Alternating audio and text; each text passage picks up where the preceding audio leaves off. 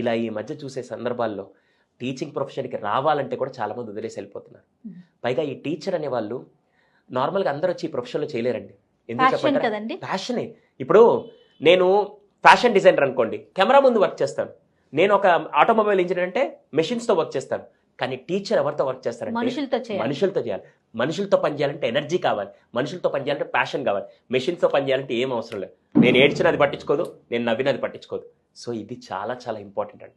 So దయచేసి ఈరోజు Suman TV ద్వారా ఈ మెసేజ్ని అందరికీ షేర్ చేయాలనుకున్నాను. మీరు మంచి టాపిక్ రైస్ చేశారు, గూగుల్ వర్సెస్ గురువు. ఈరోజు చాలా మంది అరే గూగుల్ని అడగరా అంటారు. గూగుల్ని అడగడం కాదు, ఫస్ట్ గురువుని అడుగు.